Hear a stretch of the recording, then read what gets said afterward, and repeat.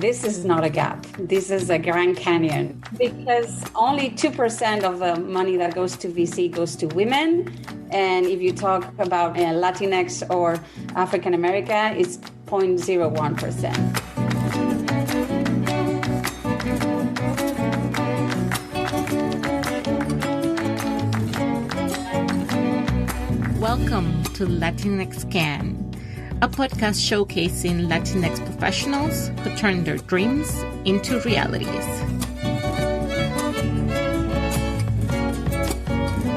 I'm your host, La Doctora Yanire Flores Delgado, and today I'm here with Juliana Garaizar, an experienced investor whose career has evolved into one focused on supporting inventors from minority groups, including women. And she is here to tell you, si se puede, my friends, si se puede.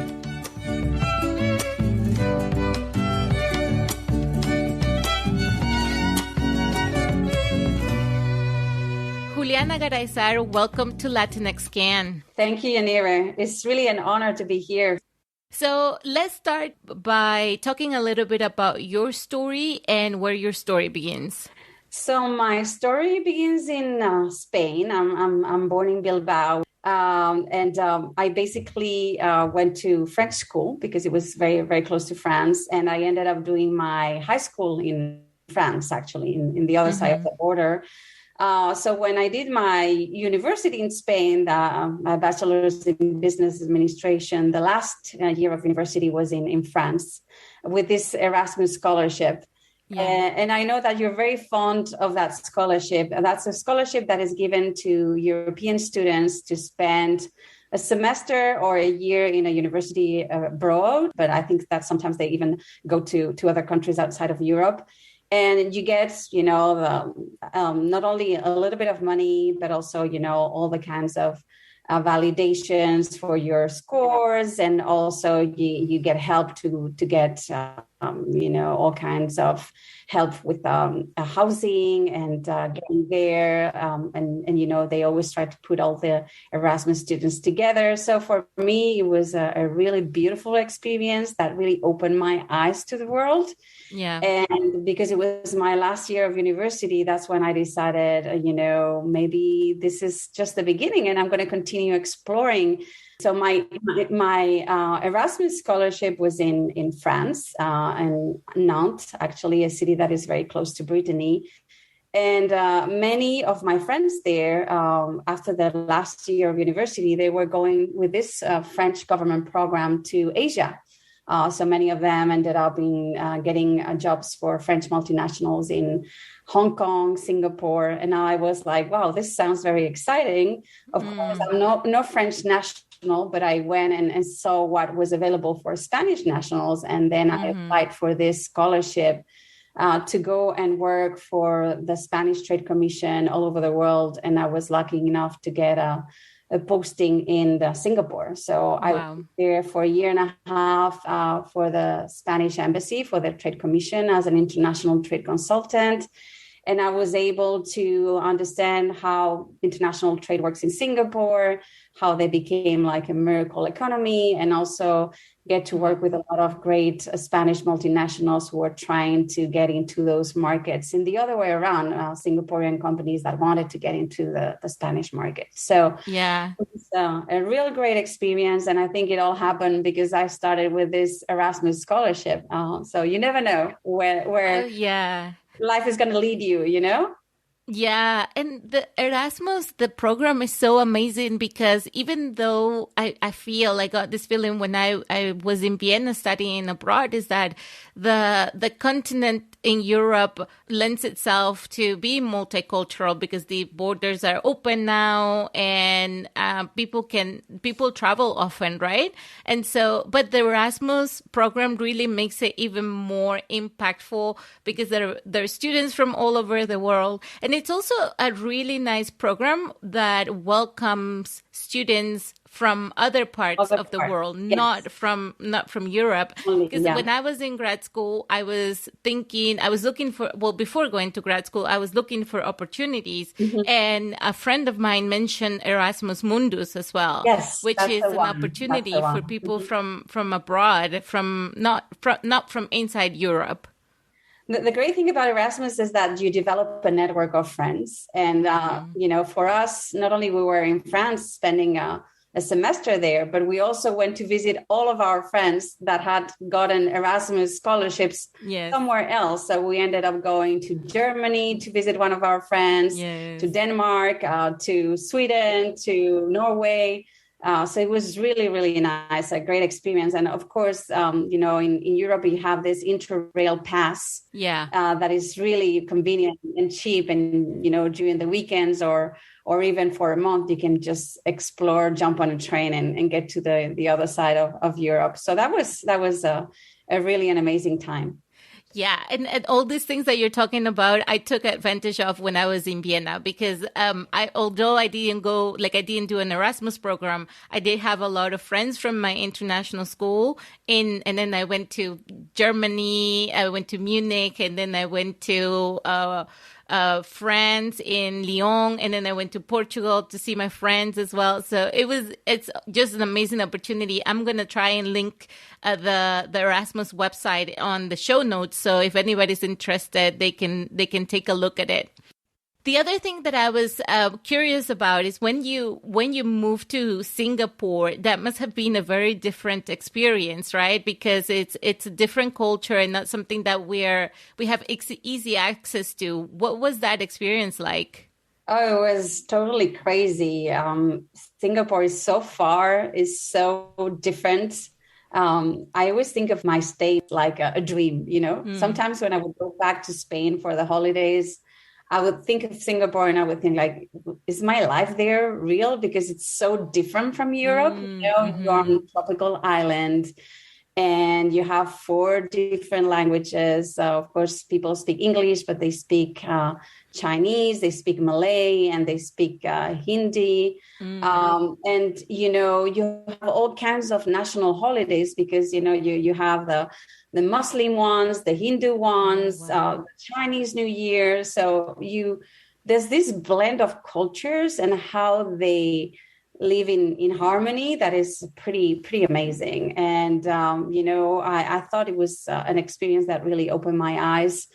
Again, Singapore is a city that is a country. So it's pretty small. So every other weekend we would go out and be trekking or biking diving in Indonesia or Malaysia or Vietnam or, very, very cool places in the world. And it seemed really, really wonderful. And of course, for the same reason, we were able to speak to great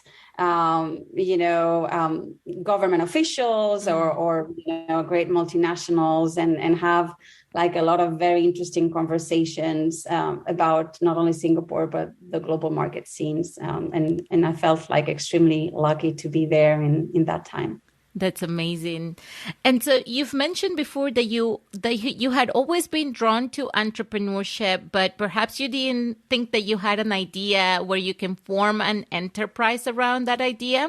You didn't follow the creator path to be in entrepreneurship, but you still, that's your realm right now. That's where you work. Can you talk a little bit about how you forged your own path in the entrepreneurial world? Yeah, so I think, there are 2 things that made me forge my entrepreneurial path. One of them was the fact that I was exposed to it since I was young.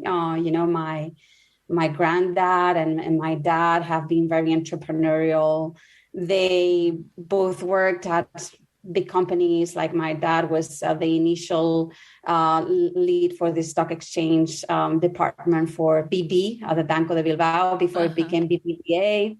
But on the side, not only he started from a clerk level to the highest level you could get in the bank without having any university degree.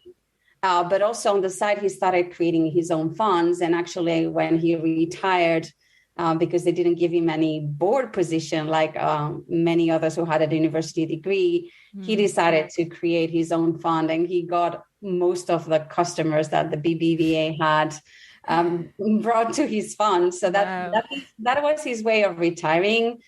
He did a lot of other businesses like real estate, and same thing. My dad was an architect, and he worked for the city of Bilbao. But then on the side, he would still have his architect cabinet. So I would always see him doing projects on the side. So I always found that very appealing.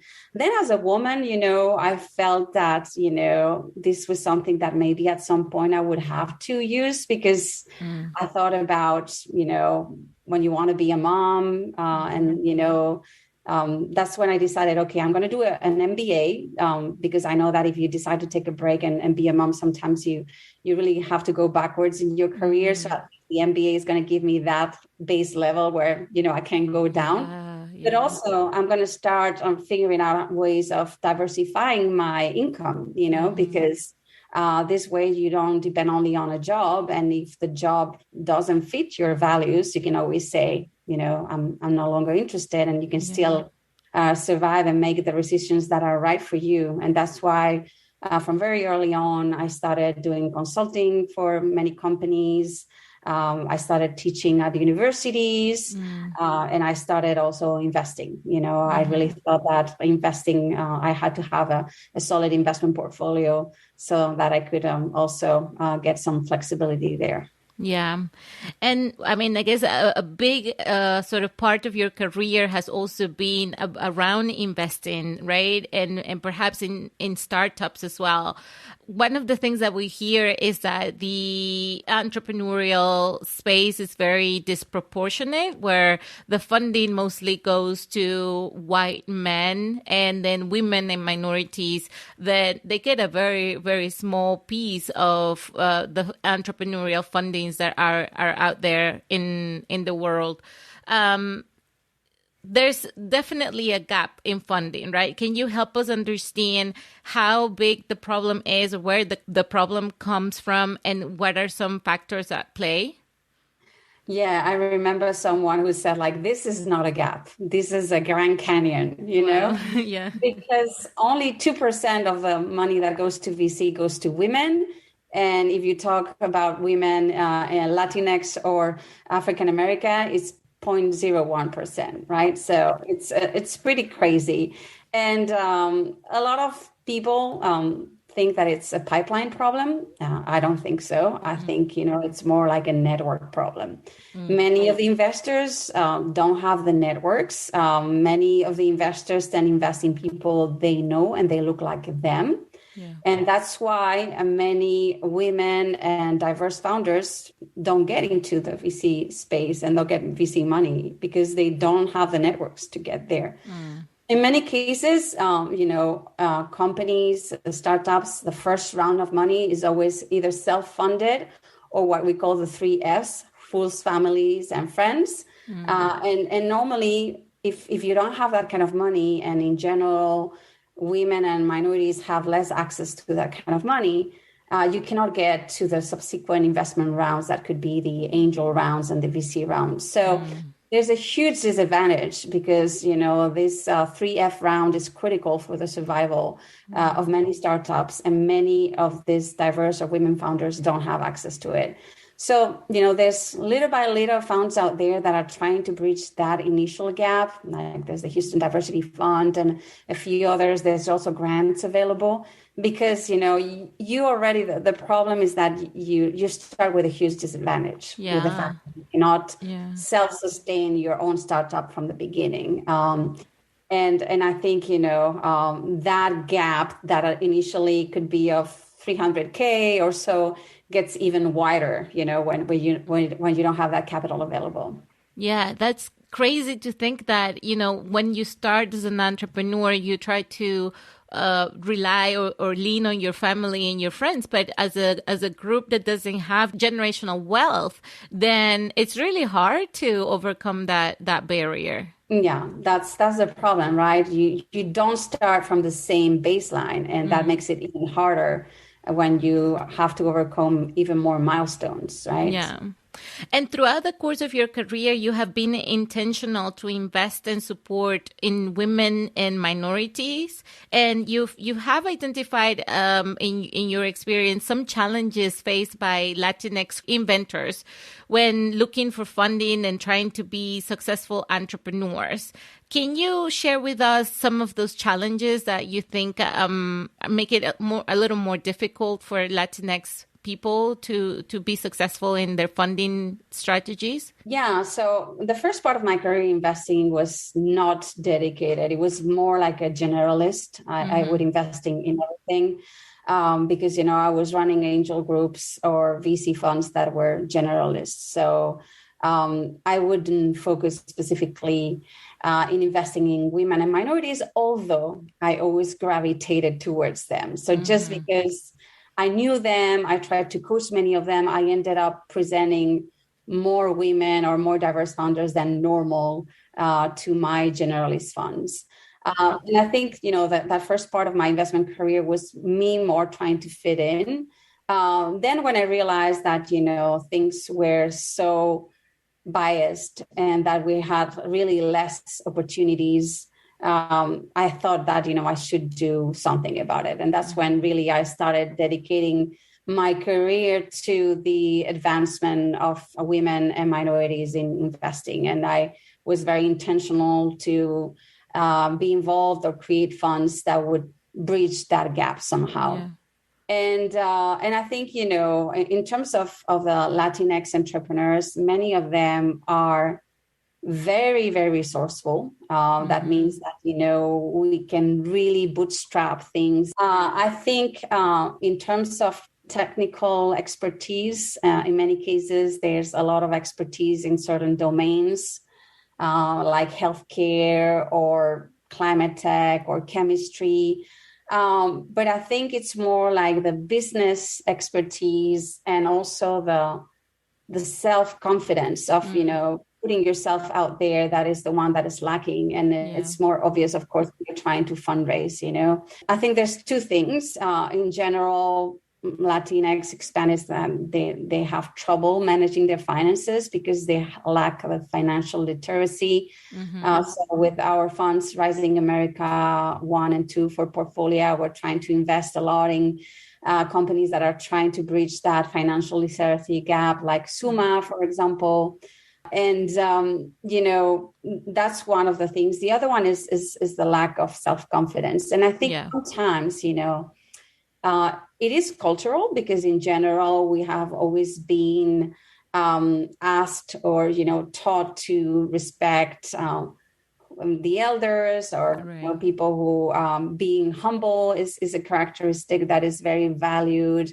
Not to speak over someone else who is maybe in a higher position. So I think, that kind of hinders us a little bit. But the other part, I think, is also, this micro bias and microaggressions that the voting community also suffers. And I want to put it out there because a lot of people think about this and they call it the imposter syndrome. But the imposter syndrome, when you talk about it for women and minorities, it always looks like, it's our problem. We have this syndrome, it's a disease, and we don't know how it happened. It's there. How do we overcome it? But I think in many cases, we have this imposter syndrome because we have been very subtly excluded for many tables, So when people don't invite you for after hours events or they do their own thing, or they suddenly make after hours thing that is, I don't know, like whiskey and cigars or things like that. That is not the typical thing that maybe minorities would be into. That's when you, by not being included, you miss opportunities and you get excluded. And it's very subtle. It's not that anybody is rejecting you up front, but still, you don't get the same opportunities. And at the end of the day, investing happens a lot through networking and having the networking capital. That's one, but also the inspirational capital. And I think we haven't seen many Latinx leaders, showcasing themselves as Latinx leaders and saying like, you can do it. It is possible. You know, I have achieved it. I have this tech company. I am a tech guru. You know, you always think about Latinx being entrepreneurial, but always in the small business side. When you put your little restaurant or you put your franchise, and it's always like very hardworking, but not the kind of company that is hugely successful, the unicorn, the very scalable businesses. And I think it's about time all of these people who have made it very successfully also are proud of showcasing their Latinx identity so that they can inspire all the younger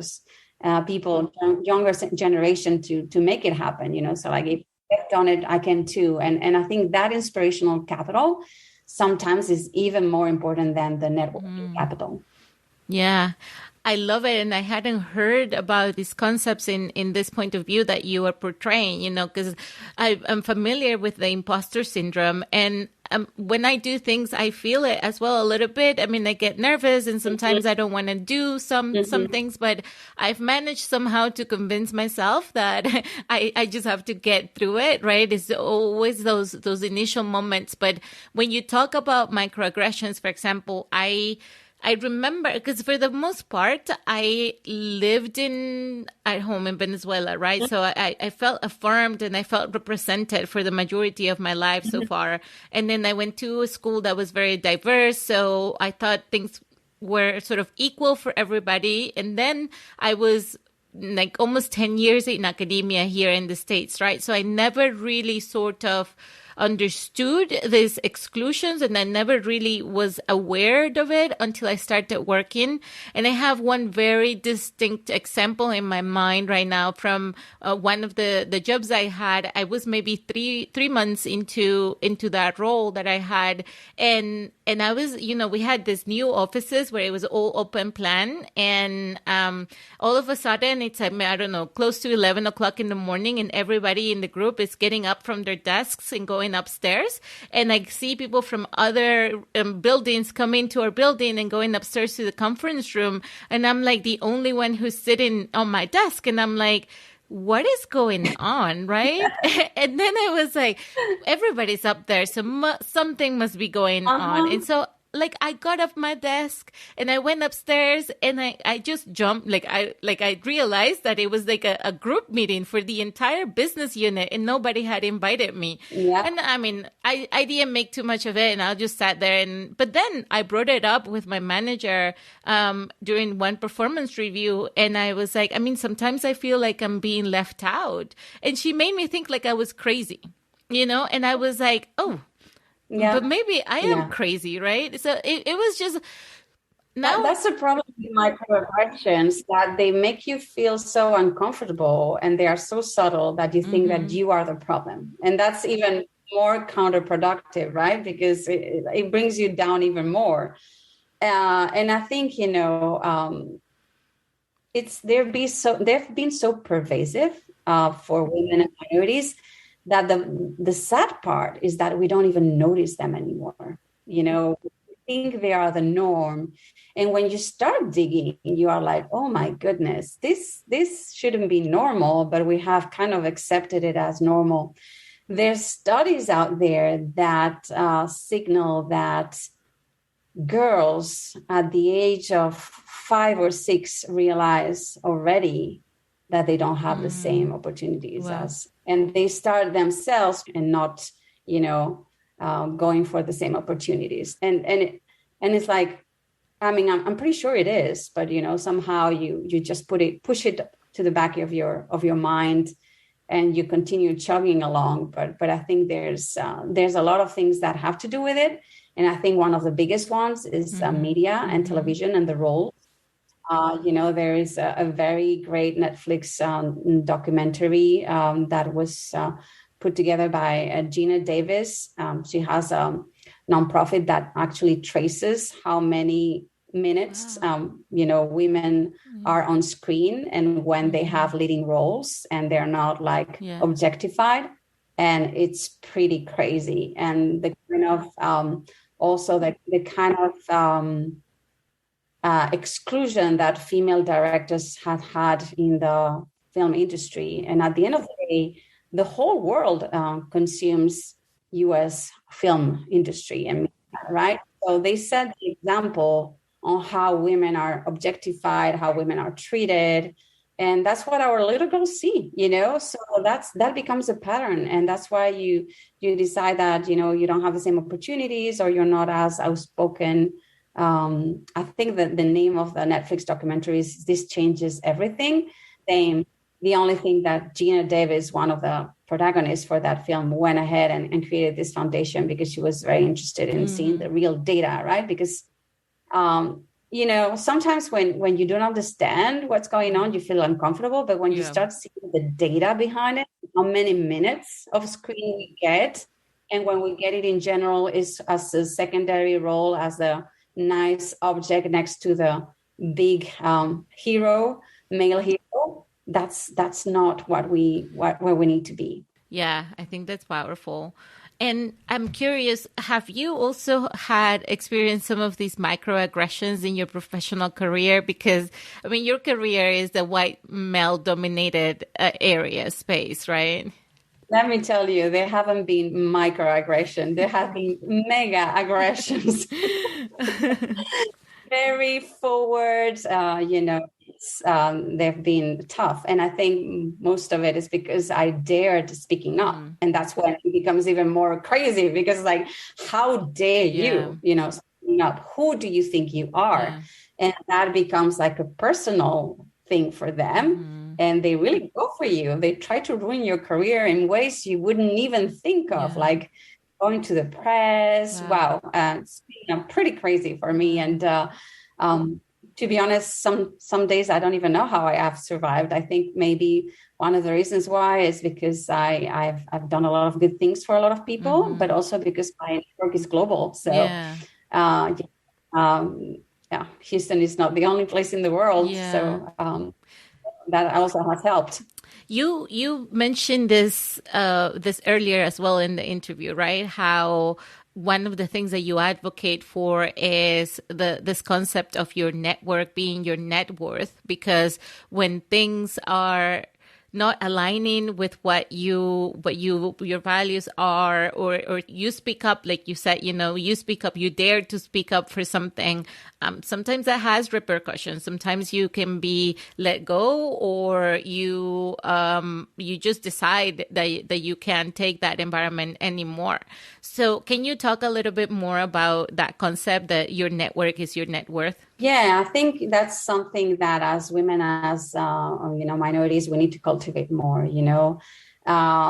We need to have a network of people you can trust, and that can only be developed if you don't think about a network in the way a lot of people think. When they think about networking, they are like, oh my goodness, this is so boring. I need to go to this cocktail party.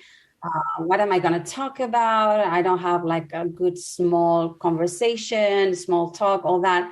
But in many cases, it's not about that. And I think it's more about the mentality of giving first. And I think many people go to networking events with a very transactional mentality, I don't want to talk to just anybody. I want to meet this person, because I want to advance in my career, and this is the kind of people I need and all that. But, this doesn't come from a place of authenticity, and people realize that. So when you cultivate your network, at least from my perspective, and I think that's the way it works, is by being authentic, who you are, but also about trying to help, and many of the works I got were, or the opportunities was through volunteering, volunteering as a way of learning, and say I want to get into this space.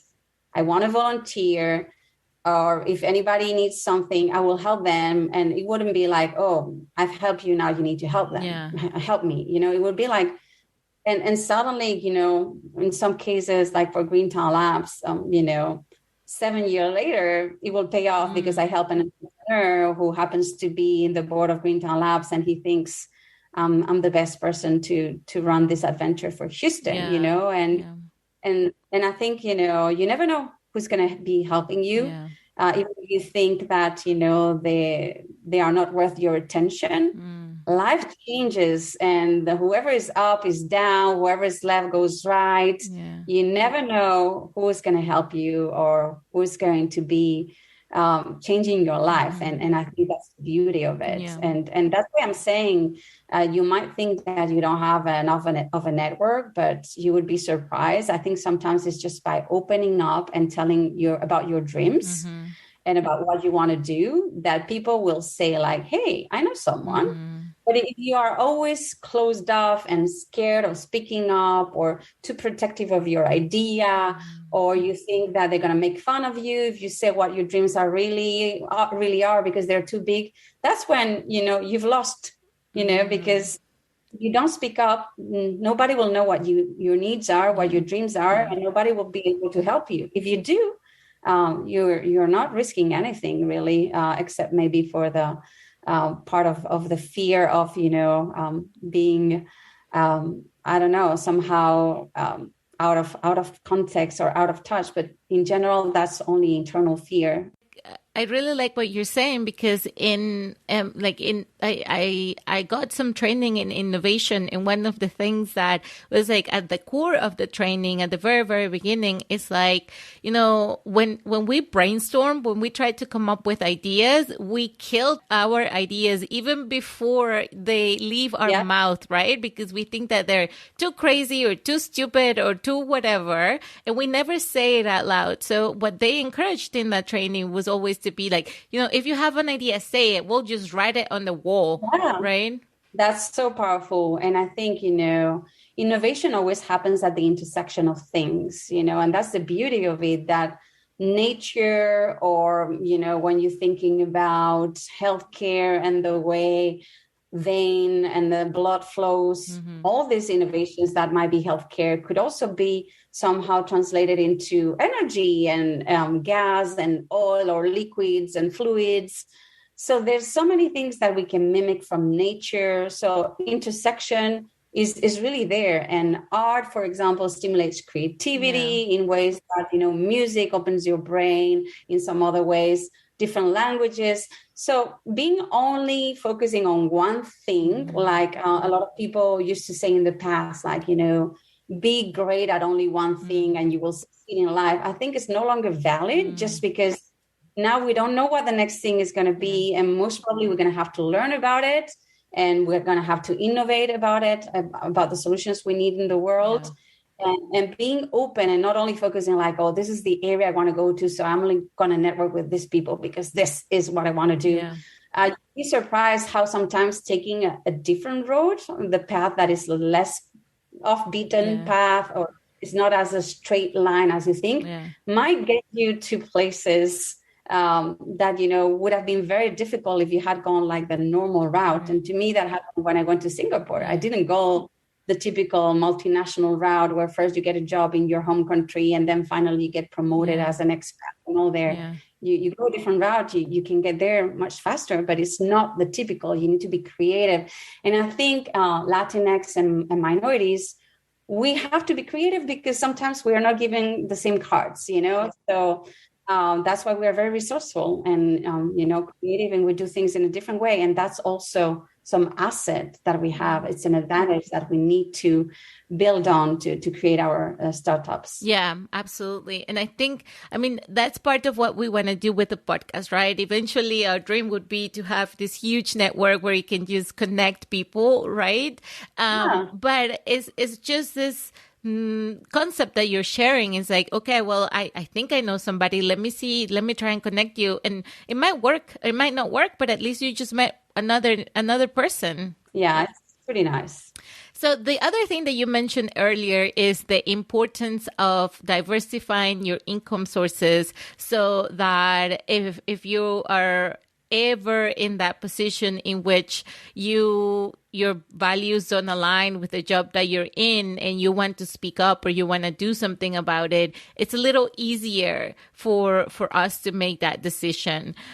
Can you talk a little bit more about how we can do that, diversifying our sources of income to have that little cushion that can save us in times of despair? Yeah, so I think many of us need to be more empowered by I call the power of the purse. I think in many cases we are very, very good at buying things. We take 80% of the purchases decisions in the world. So we really know what to buy, and we really know what we want to donate. So in terms of charities, we do a lot of donations, we do a lot of philanthropy. Some of us are willing to donate not only our money but also our time. But when we talk about investing, somehow judgment appears and shows up. Is like, oh, am I going to be a good investor? I would rather give them the money than invest it and then somehow lose it, because if I lose it, that means that my judgment was not right, and I am a bad investor. And I think that judgment and that taboo hangs over us women and diverse investors.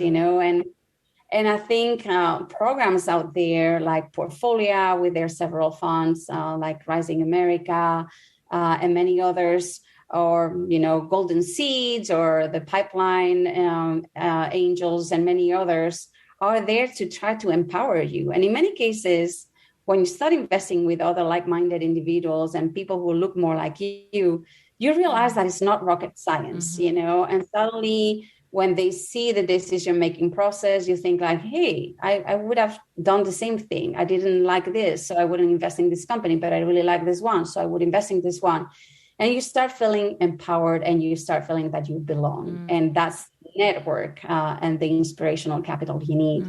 And that's when you start investing, and you start getting returns, and you want to invest more, because you realize that by investing even a little bit, it doesn't have to be much, and many of these funds have been created to democratize access to new investors, and the ticket size is small for that reason, so for Portfolio is 10K, for example. You realize that actually by investing, you're enabling these companies to see the world. And these are companies that, in general, white men wouldn't have invested in, because, they don't care, they don't understand about vaginal dryness, or, all these things that are only women, or at least, women feel like osteoporosis, or, all kinds of cancers, of course, including breast cancer. Yeah. There's many of these things and products that we need that haven't been, there in the market because nobody thought about investing in them. Yeah. And we have that kind of opportunity, but also that responsibility to enable those products to be out there in the world, so that we have a better quality of life. Yeah. Because most of the products out there are geared towards men. And we still take 80% of the person's decisions, but the products out there have been invested by men, thought by men, and they don't cater the female or minority community. So I think there's a huge market opportunity. Yeah. And that's why Portfolio has fully invested his Femtech 1 fund, but also the Femtech 2. We are now in the midst of investing. And we see those areas and the markets that are geared towards minorities, like media and many others, like edtech or fintech, exploding, because we are a growing minorities, and we're going to be a country of minorities. Yeah, absolutely. The census data definitely show that happening. I was just thinking about one thing about the innovations that mostly are put forward by white men, is that one of my friends, she told us she's pregnant and she's having really, really bad nauseas, and she, like, that first trimester has been really terrible for her. And it was four girls in the call, and we all said, if men got pregnant and they had nausea for 4 months, we would have a cure for that thing already. There are so many things that even, there was a lady out there who put together the female Viagra, and got this company acquired just to kill it, Wow. So it never got to the market. And you think like, things like that are crazy. And I remember that I was at a comedy show where there was this lady trying to fold a stroller, and of course it was impossible.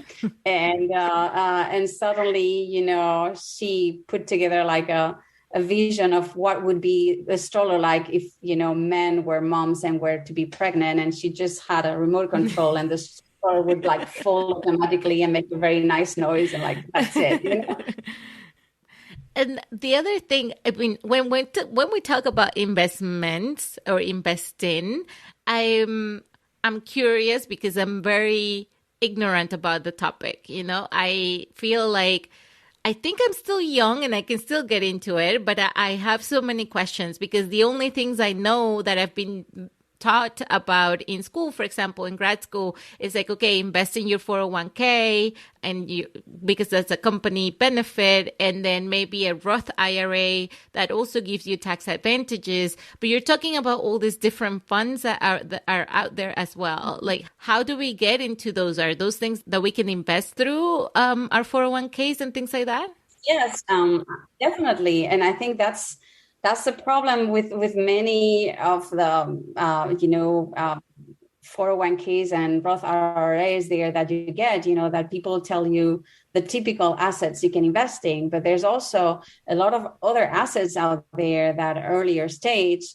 In general, they are a little more risky or a lot more risky, and that they advise you to put only 10% of your capital in those, but they also have a very high reward, so. And I think that's what you need to consider. It is like, how much of my portfolio I want to dedicate not only to have this high risk, high reward, but also to change the world. And I think that's what, as women and minorities, we don't realize that even with very little money, you can make a huge change. And many think that it's only when they get to a certain level of income or a certain level of assets or a certain age that they're going to start doing this. But at the end of the day, I think they don't realize that if they were starting earlier, there's a compounded interest, of course, that plays in your favor. Time is in your favor for this kind of investing.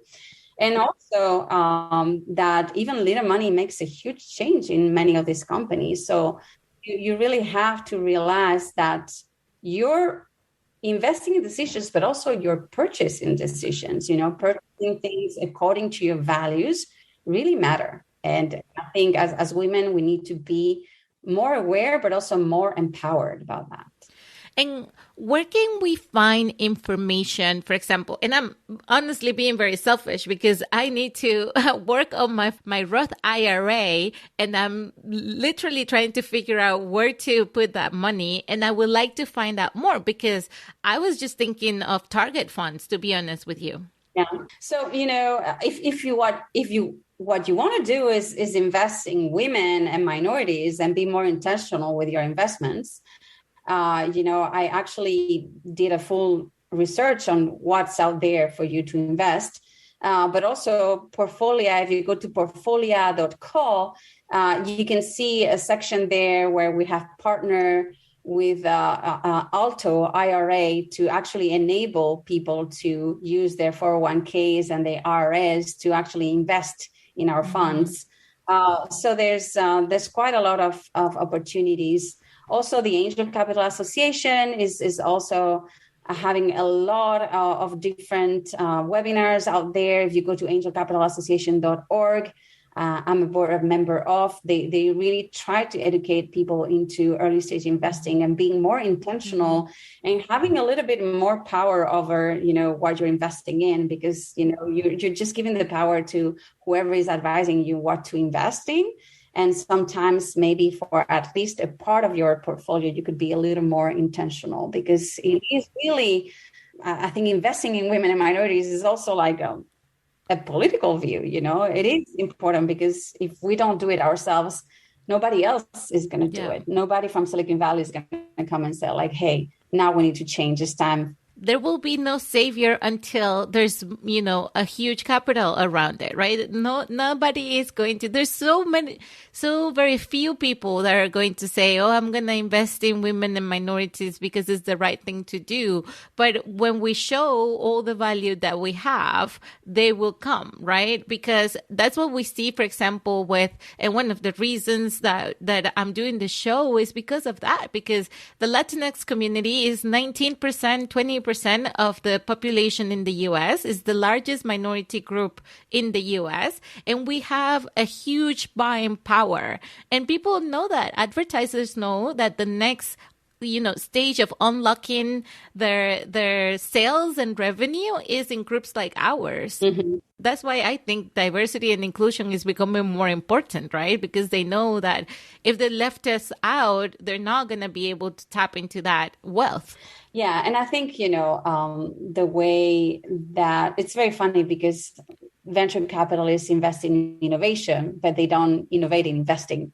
And I think it's up to us to start innovating with new ways of investing and also new instruments of investing so that we can really unlock all that potential. Because the VC industry in Silicon Valley is so endogamic, it's all white men who work with white men who continue promoting the white men.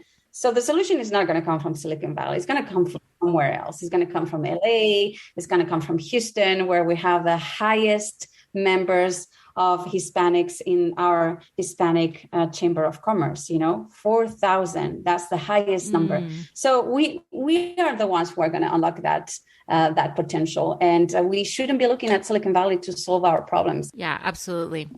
So now for the fun part of the podcast. So imagine a friend of yours is coming to visit you in your city, and unfortunately you're not there, right? Like they're passing by Houston and you're not there. And this hasn't been fun at all. So yeah, let's go to the fun part. And so then this person is coming to Houston, and you won't be able to show them around, but you still want to, sort of show that insider knowledge and joy of the city. What are maybe 3 things that you would recommend them to do or see in Houston? Okay, so I'm a huge nerd, so NASA is top of my list, of course. And when you get there, you can go to Clear Lake, you can go to Kima. It has this very nice boardwalk with a lot of, you have a lot of attractions there, and the seaside. That's one that I think is top of my list. Then I really like the area of the Natural History Museum and the Memorial Park.